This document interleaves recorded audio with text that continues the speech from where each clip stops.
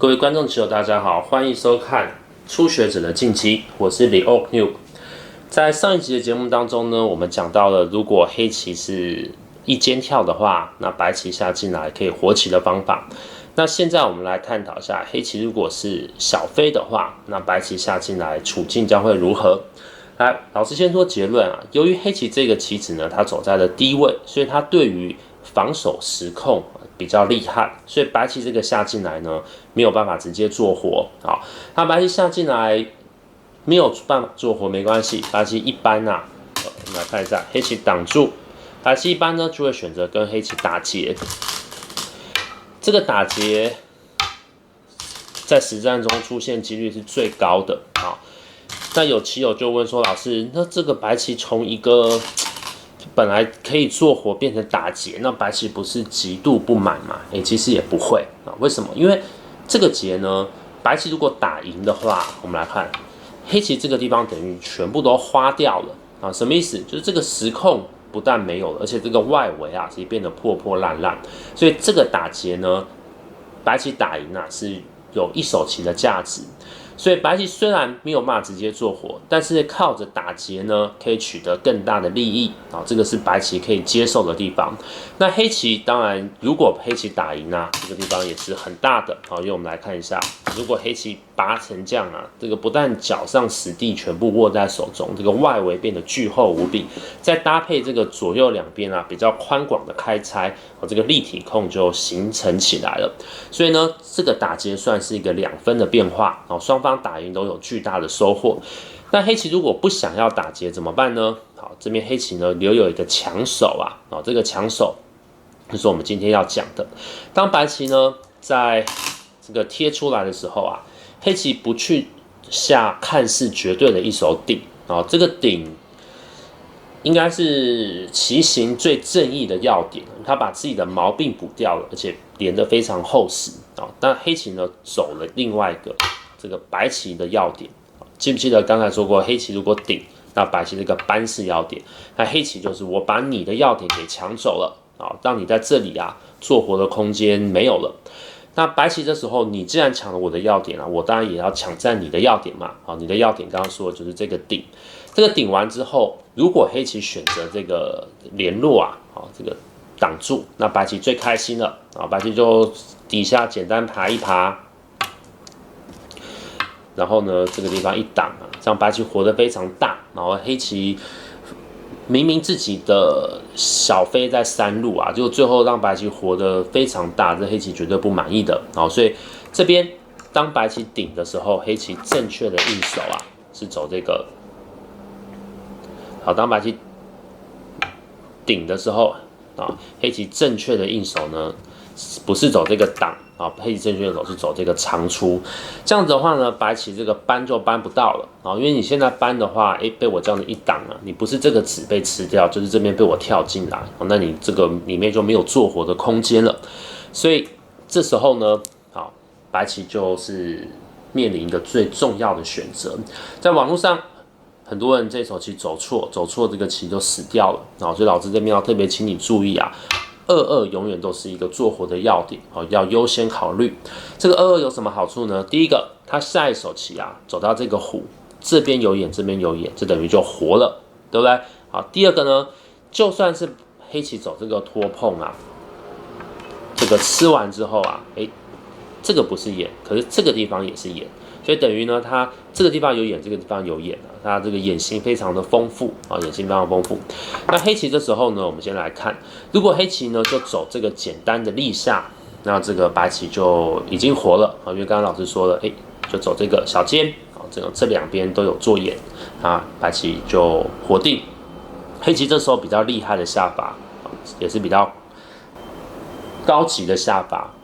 不是走这个单立，是走这个一路跳。好，这个一路跳是非常诡的一手棋啊。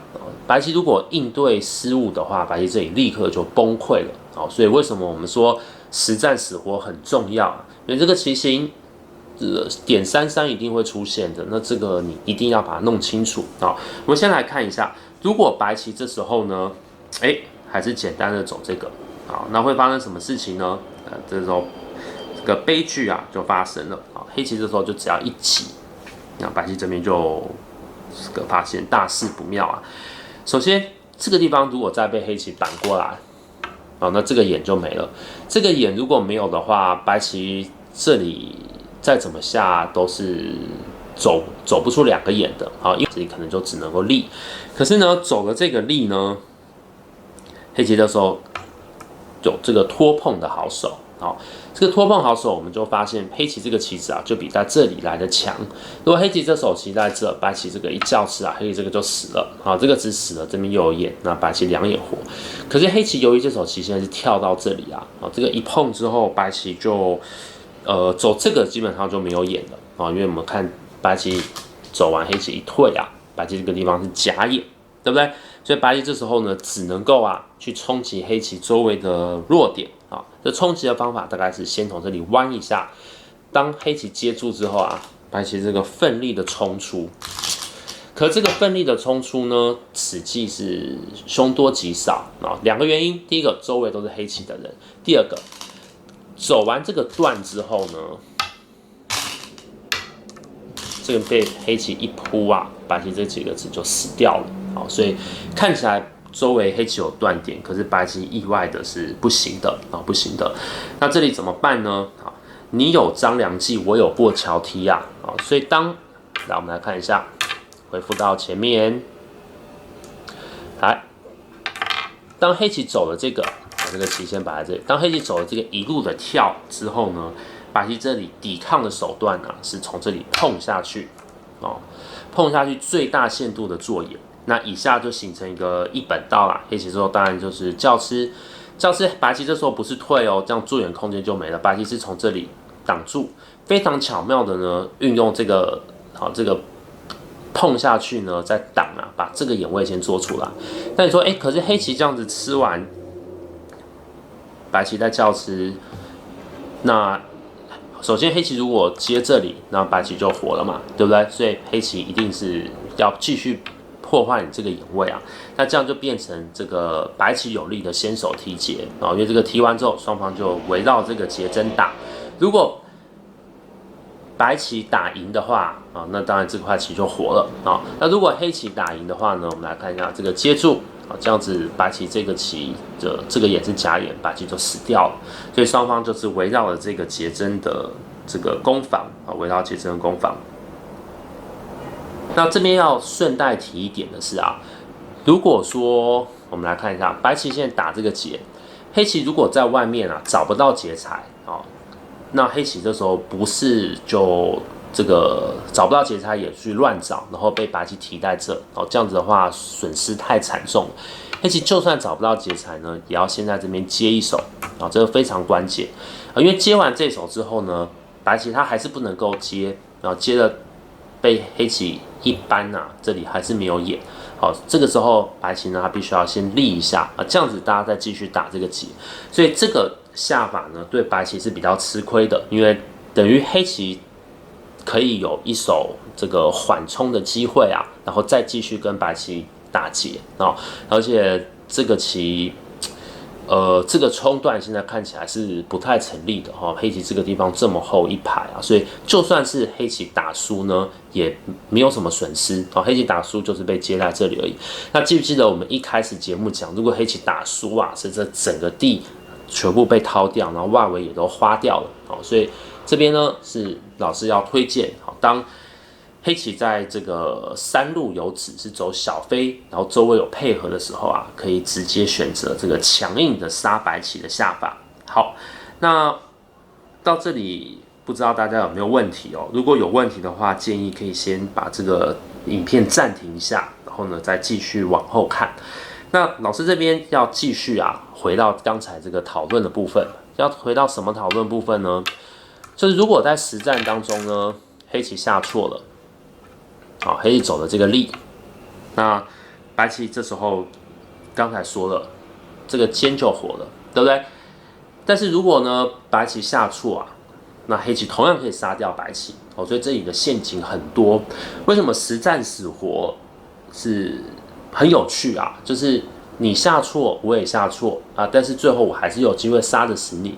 它是比一种谁的错误高好比说你这个不知道有这个跳下的变化，你走了这个力啊，但是白棋同样走错了。好比说白棋走什么？白棋走这个挡，这时候呢，你如果拿黑棋呢，你还是可以杀掉白棋。好，这边非常漂亮的杀法是先拖，白棋吃是必然，然后黑棋再挤，等到白棋把这一子吃掉之后，黑棋走这个点，这样白棋里面就做不出2个眼就死掉了这应该看得出来，因为这个地方是假眼嘛，这是假眼，那等于这个刀5被我点到中间，这个白棋就死了。这个是非常有趣的一个杀棋的方法。好，那没问题的话，我们先休息1分钟，然后老师要把刚才的这个图的一个衍生变化图呢，再稍微的讲解一下。好，那希望大家先喝口水，或者是把这个棋呢重新摆一下，温故而才能知新嘛，对不对？好，那就请大家先暂停。好了，那我们继续回到节目上刚才呢，这个变化很明显的是白棋比较不有力的打劫那既然是白棋比较不有力的打劫，白棋就要想，当黑棋立下的时候呢，白棋有没有可能不走这个顶？好，白棋不走这个顶，白棋可以走什么呢？白棋可以走这个拖。好，走这个拖，那黑棋这个扳必然，那白棋这时候在这个退回，那黑棋这时候呢，这个挤进来，好的，最大限度的破坏白棋棋形的要点。那白棋现在一定要想办法在这里做眼了，因为出头的空间已经没有了，对不对？所以白棋这时候挡下试图在这里做眼。那黑棋呢，扳一下，白棋虎。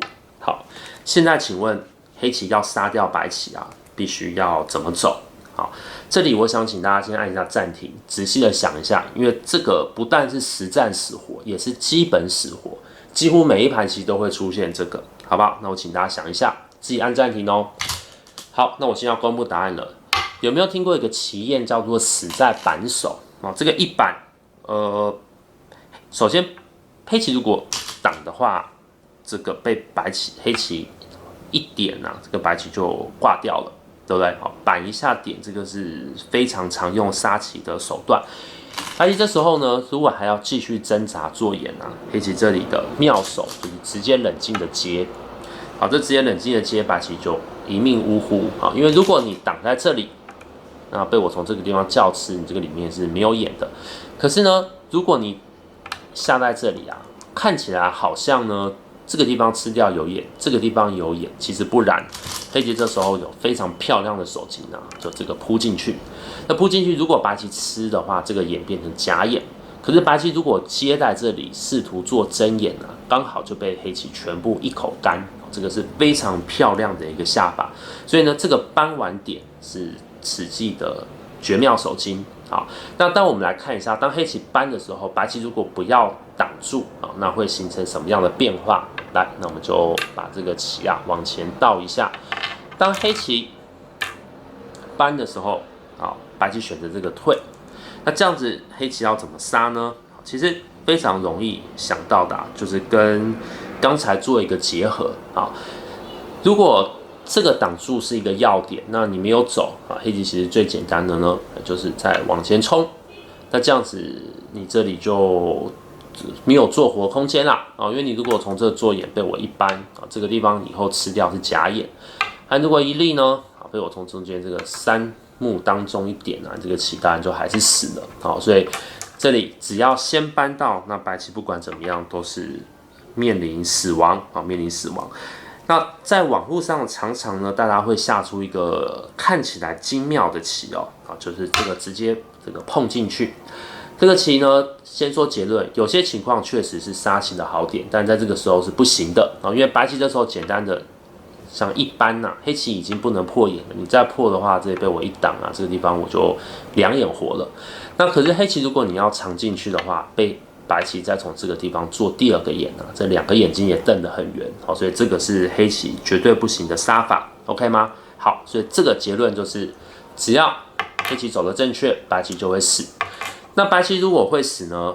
有棋友就说：“老师，那有没有可能是当初白棋的这个挡下是不好的棋帮白棋想想办法白棋如果走这个直接呢走这个做眼的要点呢，会发生什么事？那老师在这边跟棋友们讲一下，因为初学者的晋级它本来就是一些实战死活，那既然你可以按暂停，然后你可以自己按暂停，然后想清楚再来播啊，我这里呢就一口气直接把它讲完，就不要有什么停顿下来了。好，来，那如果你没有问题，我们再继续往下观看。白棋走这个呢，黑棋要非常小心哦。好，如果黑棋呢，走不出最精妙的那一手啊，其实这白棋就活了。好，那反而刚才说了，白棋是一个不会进活的棋，就被走成进活。先看黑棋的2个失败走法，第一个是缩小眼位，这个是失败的。为什么？因为我这个地方啊，一做眼之后，接下来我这个做第2个眼，跟这个做第2个眼成为剑合，这样的黑棋就攻击失败了。那黑棋如果说，那我走这个跳进来跳碰呢，这个也是失败，因为我这个地方冲一下做眼。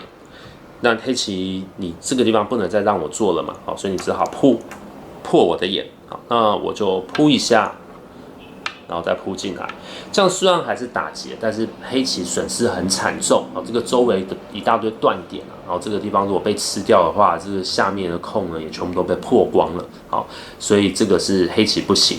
那黑棋最正确的杀法是什么呢？好，我相信大家经过这2个讲解啊，应该也已经感觉出来了。好，刚才说黑棋走这个，白棋就做眼；黑棋走这个碰，白棋冲一下之后还是做眼。所以这个题目啊的正解呢，是不是缩小眼位是第一首选啊？是点要点是第一首选，就直接点在这个地方啊，直接点这地方，白棋现在这地方做不出2个眼了，所以还是得回来扩大空间。那这非常漂亮的连续下法是黑棋这时候有这个非常漂亮的度，白棋现在已经冲不下来了。那以下挣扎都是没用，白棋如果试图挣扎做眼，黑棋再破，这样子这个子只要吃不到啊，白棋这里做不出2个眼就一命呼呼了 ，OK 吗？好，那这就是我们今天啊2个非常重要的变化，都是在黑棋小飞的情况。那我希望呢，棋友可以想清楚啊，仔细想清楚。那老师这边再讲第3个白棋挣扎的方法。好，那我这边打一个叉啊，打一个叉说什么呢？就是这个棋形应该是被并列成实战死活的前5重要，好，这小飞点33，这中间挡完之后，白棋爬这个变化你要会，白棋板的变化你也要会，啊，这2个会了，实战90%你都可以应付了，因为白棋不可能去走这种奇怪的棋 ，OK 吗？好，那刚才爬变化我们讲解过，接下来我们就要来看板。好，板黑棋当然挡是绝对的一手，白棋接下来这个虎啊是怎么说呢？是非常妖娆的一手棋啊。为什么非常妖娆？因为如果你随手一打，这是不是就打劫了？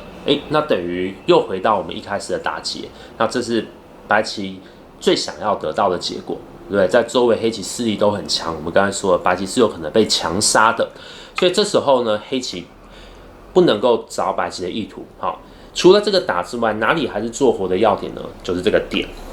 好，这个飞刺啊，不但把白棋这个地方眼位破掉，而且以后挤进来呢，当初白棋看起来很漂亮这个虎形啊，反而挤进来之后，这个眼就没有了。